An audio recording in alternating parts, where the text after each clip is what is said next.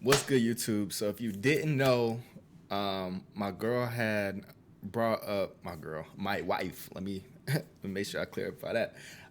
Brought up how why didn't they take the chicken? He just took the eggs.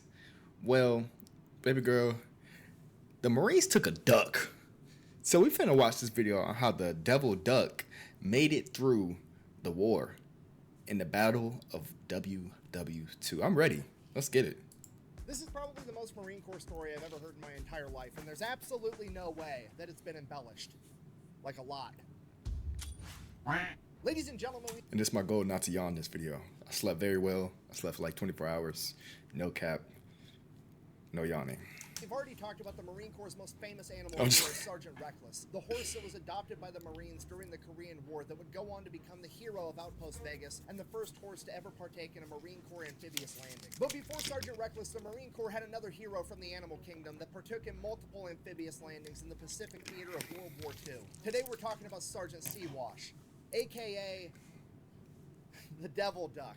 But first, a word from our sponsor. This video is brought to you by Delete Me. Delete Me is an online subscription service. It's a very straightforward, simple business. You give them money, they get rid of your personal information off the internet. Okay, look, here's the deal. Somehow, some way, your personal information is on the internet. Your name, your spouse's name, your parents' name, your address, your last 5 addresses, your phone numbers, and all of your emails are all sitting in some data broker's bank, and they're selling that information for money. But the good news is that these data brokers are legally required to delete your information if you submit an opt-out request. And that's where Delete Me comes in. They will go to all the big data brokers and automatically submit opt-out requests on your behalf, and you don't have to do anything. And I know what you're thinking, because I thought the same thing. I don't want to give all my personal information to Delete Me either, because that just seems counterproductive. Okay, here's the thing with that. You don't have to give them all your private information. You can literally give them your name and your email address. You can give them more information if you want, but really all they need is your name and email, and then you come back a few days later and they just start asking you a bunch of yes or no questions. By using just your name and email, they'll search through all the data banks and figure out who you are, and they'll ask you a bunch of weird questions like, is this your dad? Is this your mom? Is that a relative? Is this your address? Did you used to live here? Did you grow up at this address? Is this your phone number? Is this your email? They know all of this information just by you giving them your name and email, using all the information that these data brokers have. And then you just let them know, yes, that's me, and they'll delete all that information for you. A couple days after that, they're going to send you a report. Here was mine. Over 70 data brokers had my information, and there were 489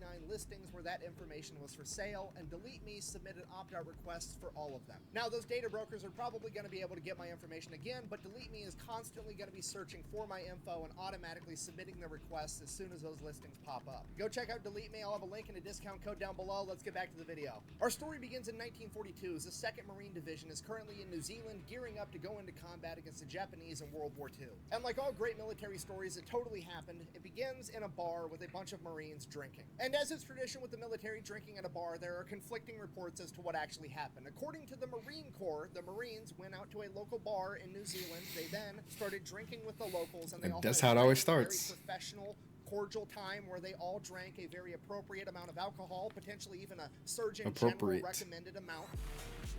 I was gonna say they in there lit. None of the Marines went out and hooked up with any of the local women, and if they did, hypothetically, which they didn't, but if they did, it would have been strictly in the missionary position, and the Marines would have used protection. Now, while they were at the bar, there was also a raffle, and apparently a bunch of the Marines bought these tickets for this raffle. I wonder how many women got pregnant from Americans over the country, other countries during this freaking war, bro. Like, everybody just getting slayed. Oh, God. And one of the Marines by the name of Sergeant Francis Fagan ended up winning the raffle. Now, the grand prize for this raffle at a bar in New Zealand was apparently a duck. Wow. And that's what the Marine Corps says happened. Now, according to the other sources, mostly the personal accounts of the Marines that were actually there, and quite frankly, common sense, says that the Marines were at this local bar partying their faces off like they were about to go into the biggest armed conflict the world has ever seen, and while they were there, some of the Marines were playing poker with the locals, and the Marines apparently took all of their money, and they came back to the table, and they're like, all right, well, here's my prize duck, I'm going to put that up as a wager, and the Marine Corps ended up winning that too, and that, again, was Sergeant Francis Fagan, a.k.a. Pappy. Now, personally, I'm going to go ahead and decide if the Marines got hammered at a bar and won a duck in a poker game, and the chain of command didn't want to get in trouble for associating the Marine Corps with gambling, so they just made up some weird shit, like apparently bars in New Zealand raffle off ducks, but you can go ahead and decide to believe whatever you want. Regardless, either way, Francis Fagan, and by extension, the Marine Corps, now has a duck. So what are the Marines going to do with a duck? Obviously, they take it under their wing. Right.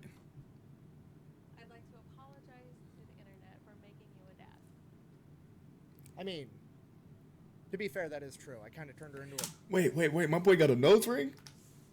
Okay, that way iced up. That's messed up, though. To be fair, that is true. I kind of turned her into a bodybuilder for like 18 months between the two kids. Wow. Interrupting my history time. Sorry about that. Anyways, the Marines pretty much immediately teach this duck how to drink beer, which I know what you're thinking. That's probably not very healthy for the duck, but to be fair, there are worse vices to have. I mean, he could get addicted to quack. I'm sorry. I'm done. Okay, I'm done with dead. That joke was foul. Anyways, they become drinking buddies with this duck. He becomes one of the Marines, and then time comes for them to all go off to war and actually... Keep in mind, that was his initiation night. He was fucked up. Engage with the Japanese. Sure enough, they take the duck with them. Fast forward November 1943, the Battle of Tarawa. It's one of the bloodiest battles in Marine Corps history. Essentially, the Japanese have 4,000 soldiers dug in and heavily fortified on the Tarawa Atoll, and the Marines have to go in there and take them out. Now, what's unique about Tarawa is it is surrounded by coral reefs, and what that means is any traditional landing craft that America could use, like a Higgins boat, similar to what we used over in the European theater, would get hung up on these coral reefs, and the Japanese would be able to spray it with machine gun fire and artillery and mortars and kill absolutely everybody. The Japanese were so confident in these coral reefs and their fortified defenses that Admiral Shimasaki said that it would take 1,000,000 men 100 years to take Tarawa. But he didn't know that the Marine Corps had the LVT, the Landing Vehicle Tracked, aka the amphibious tractor. Similar to a Higgins boat, except it had tracks on it, and then when it hit the coral reefs, it would simply drive right over the top of them. So November 20th, 1943, at 3 a.m., under the cover of darkness, 18,000 Marines and one duck would load into their Salamander tractors as they prepared to launch their amphibious landing at the quack of dawn. As dawn broke, the Japanese soldiers watched him... These dad jokes are killing me. At the quack of dawn? Come on, bro. I get it, though. I get it. The American landing crafts did not get hung up on the reefs, but simply drove right over the top of them. The only surviving Japanese officer from this battle, Kiyoshi Ota, would later go on to write, "We could see the American landing craft coming towards us like dozens of spiders over the surface of the water, as one of my men exclaimed, 'The gods of death have come.'" As the Marines reached the beach, they would become pinned down from heavy machine gun, artillery, and mortar fire. They were only able to secure the first 70 yards of the beach after hours of combat. It is at this point that the Marines' front line was charged by an enemy rooster, and Sergeant Siwash charged past the Marine line to meet the chicken in winged combat in the middle of the battlefield. After sustaining several pecks to the head, Siwash was able to repel the enemy ambush and save his fellow Marines. The Marines would then go on in the following days to completely take over the island. The Japanese believed that it would take He out here throwing wings. Years. In reality, it took 18,000 Marines and one devil duck 72 hours. For sustaining multiple peck wounds on the battlefield, the Marines tried to get Siwash the Purple Heart. Unfortunately, that wasn't going to work out. That would have been fire. Cited Siwash for bravery on the battlefield. That citation, written by Lieutenant Colonel Presley... Give that man his medal. Brexley is as follows. For courageous action and wounds received on Tarawa and the Gilbert Islands, November 1943, this is fire. Without disregard for his own personal safety, Siwash, upon reaching the beach without hesitation, engaged the enemy in fierce combat, namely one rooster of Japanese ancestry, and though wounded on the head by repeated pecks, he soon routed his opposition. He then refused medical aid until all wounded members of his section had been taken care of first. Siwash and his fellow Marines would then see battle again at the Battle of Saipan.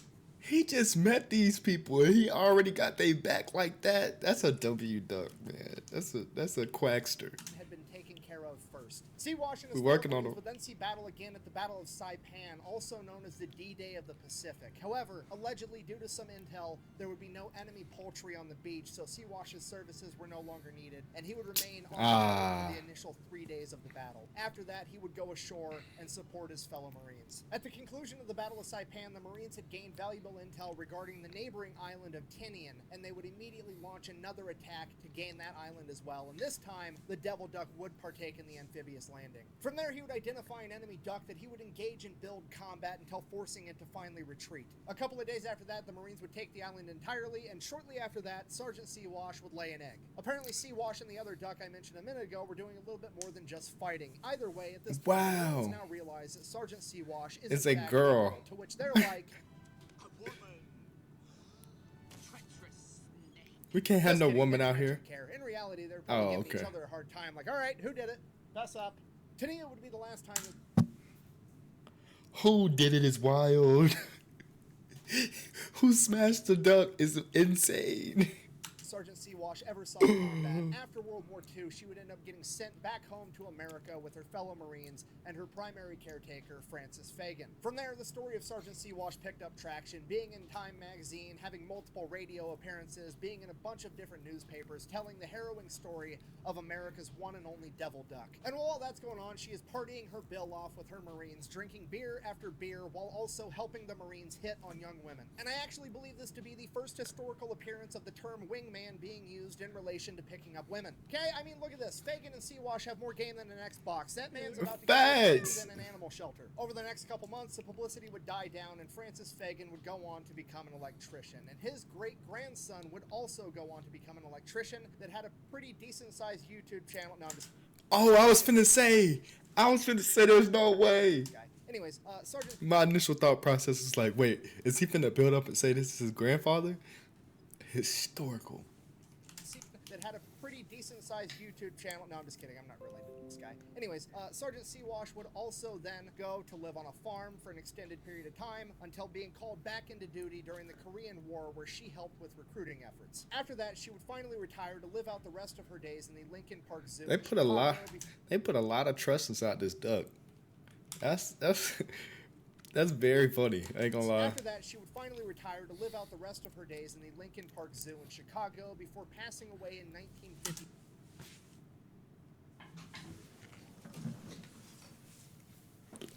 How did she end up in a zoo? She made it through war, and she ended up in a zoo? That's so depressing, bro. I'm finna shed a tear. Like, dang, she got through all of that and then end up dying in a zoo. Wow.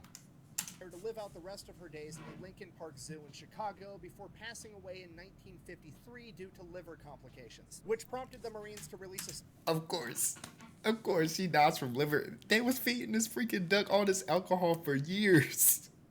I'm surprised it didn't die sooner. Like, what? Passing away in 1953 due to liver complications, which prompted the Marines to release a statement saying that there is no reason to believe that her liver complications were due to her excessive amount of drinking during her time in service. According to multiple newspapers, her funeral service was then held in a taxidermy shop where she was then stuffed and currently resides in the National Museum of the Marine Corps in Triangle, Virginia. So in conclusion, wow, this that's is far. a totally real, 100% not embellished whatsoever story of Sergeant Siwash, aka America's Devil Duck. That time the Marine Corps won a duck in a poker game, taught it how to drink beer, then took it to multiple amphibious landings in the deadliest battles of World War II, kept it alive the entire time to bring it back home so they could use it to hit on women, and I think it is the most Marine Corps thing that has ever happened. And if I'm wrong, you can tell me down below, and if your story's better, I'll do a video on that too.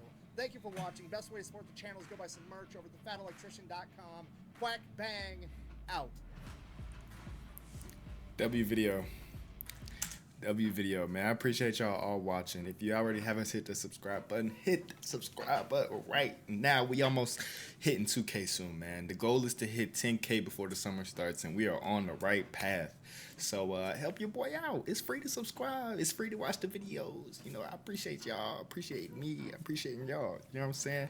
Love y'all so much. Make sure you drop some comments down below on some more videos to watch, or some, you know, funny things or historical facts that y'all may have in the comments, and then hit that thumb up button or like button, whatever you want to call it. I don't know. It's your boy Cole. What else was I saying? Oh yeah, it's your boy No Cole. If you ain't know, now you know. Peace.